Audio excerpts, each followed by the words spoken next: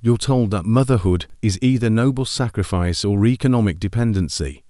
Neither is true. It's a relational infrastructure that holds immense economic potential.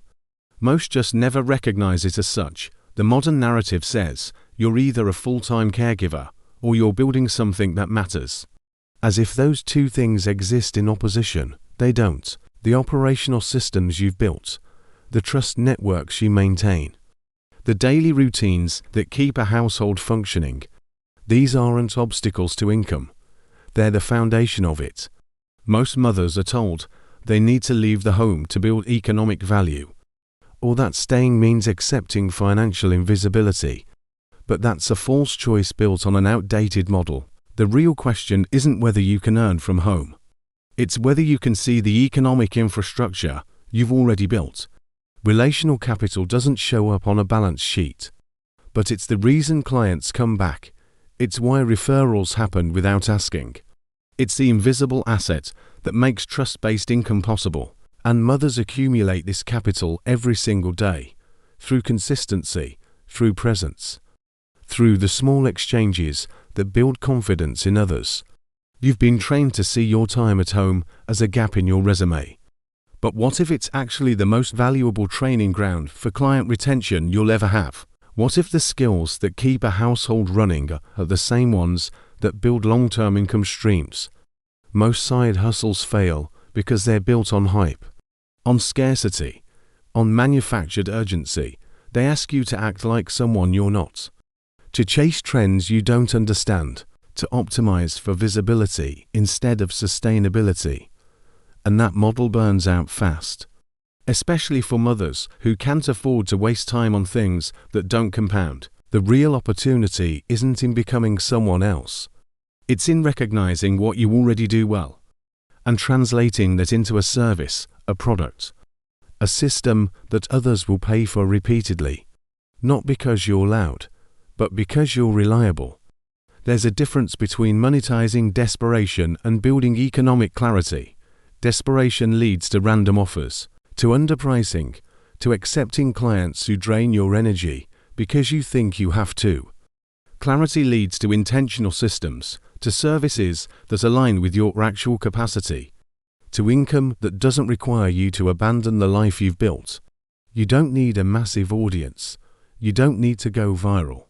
You need 12 people who trust you enough to pay you every month. That's economic stability.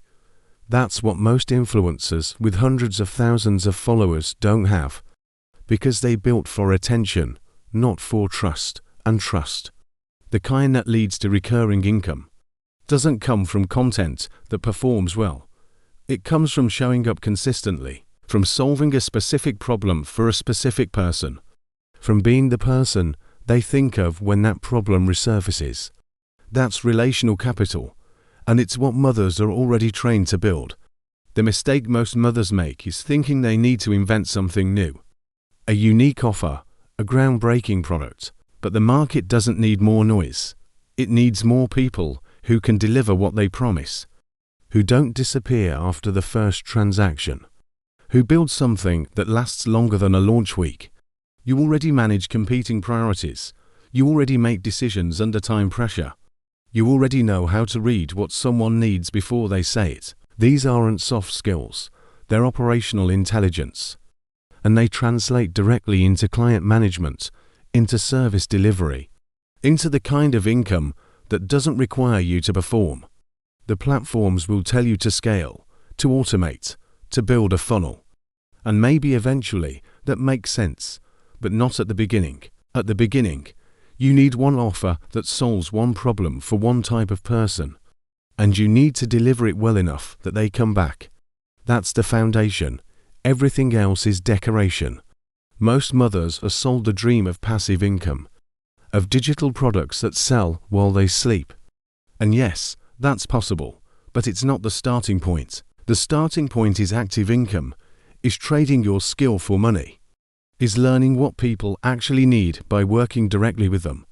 Passive income comes later, after you've built the trust, after you've refined the offer, after you've proven that people will pay you for what you do. There's no shortcut to that. No course that replaces the experience of doing the work. No template that builds the confidence clients feel when they choose you.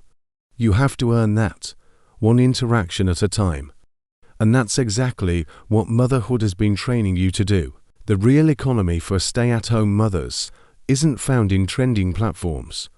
It's found in recurring relationships, in services that require presence, not performance, in systems that grow slowly, but compound steadily, in income that doesn't demand you become unrecognizable to yourself. You don't need a side hustle, you need an economic recalibration. A shift in how you see the infrastructure you've already built, and a willingness to let that infrastructure generate income on your terms. Legal disclaimer: this content is for informational and reflective purposes only. It is not financial, legal, or professional advice. Any business or income-generating activity involves risk. Results depend on individual effort, market conditions, and execution. Always consult with a qualified professional before making financial or business decisions.